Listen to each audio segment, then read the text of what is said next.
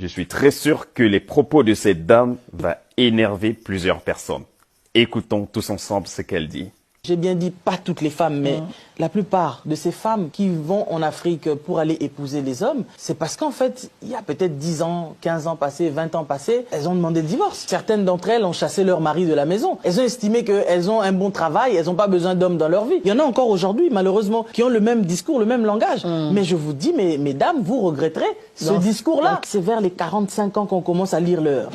Parce qu'on commence à voir la réalité en face. Et on recherche la sagesse. On a besoin d'être réchauffé. La Bible dit quoi? Deux valent mieux qu'un, n'est-ce pas? Et quand tu te regardes maintenant, toi, tu dors toute seule. Il n'y a personne pour te réchauffer. Ça commence maintenant à impacter. Dépression, ça, c'est la maladie de plusieurs femmes seules, en fait. Je ne dis pas ça pour me moquer de vous, mais je parle de la réalité. Je suis les femmes. Et quand elles se confessent chez moi, constamment, elles sont en dépression. Elles auraient aimé avoir la pression de la société, elles ont besoin d'avoir quelqu'un auprès d'elles qui les aide. C'est pas seulement une question de finances, parce que vous savez, quand les femmes divorcent de leurs hommes, souvent c'est ils contribuent pas, ils donnent pas l'argent, il fait pas ci, il fait pas ça, il est pas sérieux, il est pas ceci, il est pas cela. Mais maintenant, 10 ans plus tard, 15 ans plus tard, quand elles commencent à chercher à nouveau un homme, c'est les mêmes qui disaient que non, il donne pas, elles disent non, j'ai même pas besoin de son argent, j'ai juste besoin de sa présence.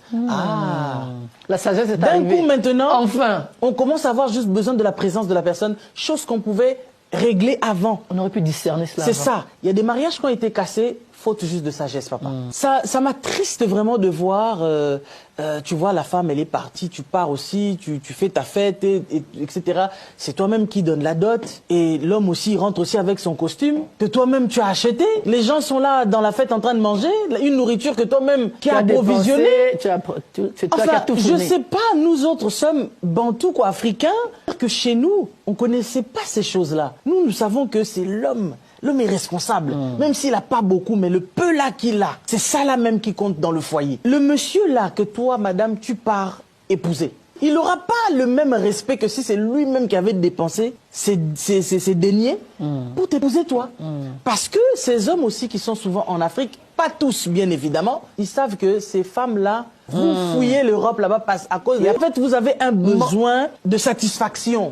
C'est pour cela que vous fouillez là-bas, parce que vous avez personne, comme tu dis, papa, pour pouvoir vous réchauffer, vous donner cette satisfaction-là.